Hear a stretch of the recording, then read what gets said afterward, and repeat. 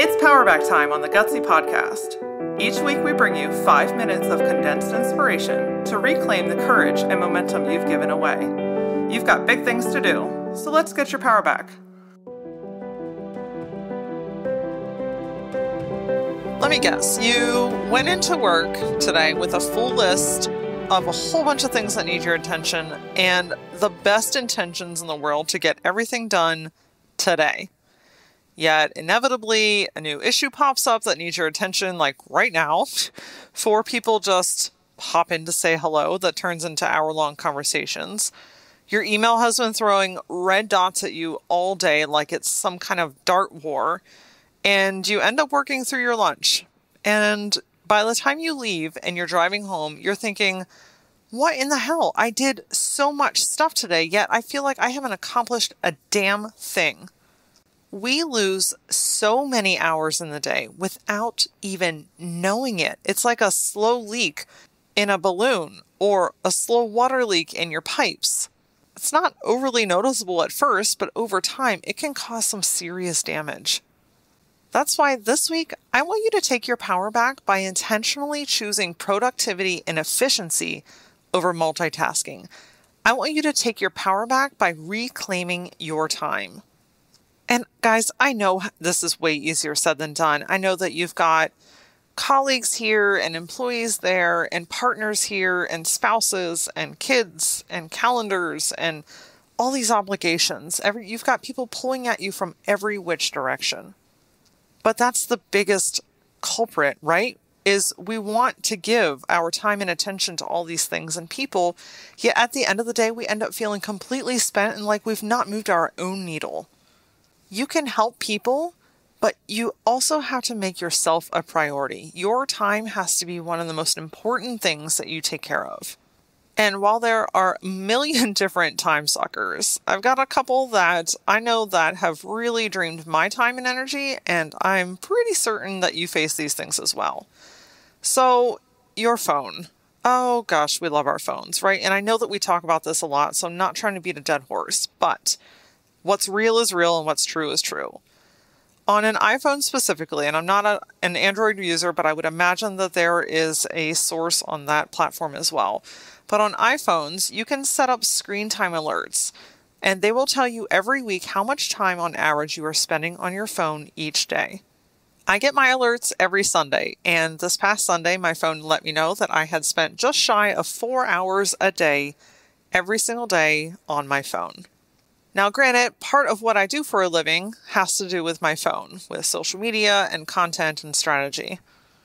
But even using my phone for a living, it's really kind of a hard pill to swallow knowing that I've spent 4 hours face down in my phone every single day. I highly recommend that you set up these alerts because it's really just a wake-up call because you think, oh, I'll just check this quick. Oh, I'll just look at that real quick. Oh, I'll just scroll through this program real quick. And before you know it, you've spent a couple of hours without even realizing it.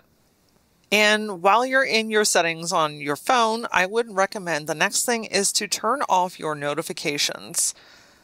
I did this probably a couple of years ago, and it's one of the most freeing things I've ever experienced. So I don't get notifications for my email. I don't get notifications for my social media. There are no what it's called as push notifications saying, hey, check me, other than text messages. Emails, social media, all of your different apps, they suck your attention away from you every single day without you even realizing it. Or maybe even worse, you realize it, but you're not willing to change something because you would rather be distracted by it. Sometimes these things are easy outs. I totally get it. But if time is a really big challenge in your life, you've got to take your power back by taking your time back. And this is just such a simple way of not feeling like you have to check your phone every 30 seconds when an alert is going off. I also recommend doing the same thing when you're actually physically working on your computer. So when there's something that you have to get done, you need to focus on something, you just really need to dig in, I highly recommend closing the tabs or even closing your browser completely. Closing the Facebook tab, closing out your email apps, closing all those things that ding and bing at you all the time. If you have instant message notifications, like whatever it is that takes your attention away, those things, every time that you stop doing something that you were intentionally working on, it takes your brain up to 20 minutes to get back to where you began, which means it's taking you 2, 3, 4, 5 times longer than what it actually should take you to get something completed. And one of the best ways to be productive at work is to batch work. So if there's a type of thing that you need to work on, let's say that you need to work on sending follow-ups. Make a list of all the people that you need to follow up with. Get your brain and your body in that frame of mind and send all of those follow-ups at one time. If it's time to do bills, collect all of them. Pull all of your numbers, get all your resources ready, and work on nothing but numbers. If your social media has been slacking and you really just need to build up some content, close out everything, tuck yourself away, and just solely focus on your goals and your mission for social. We make it 10,000 times harder to do anything when we are multitasking on so many things at the same time. Not only are you going to be more productive, but you're going to get some time back. And at the end of the day, you can actually go home and feel like you have accomplished something. Join me next week on the Gutsy Podcast for such an important and special episode with my dear friend Mary Lynn. We are talking about the importance of mental health, how to work through past traumas, and really being gentle and caring with yourself. Until then, follow the Gutsy Podcast on Facebook and Instagram, and for more Gutsy insight, follow me personally at @ThatLauraOra. See you next time.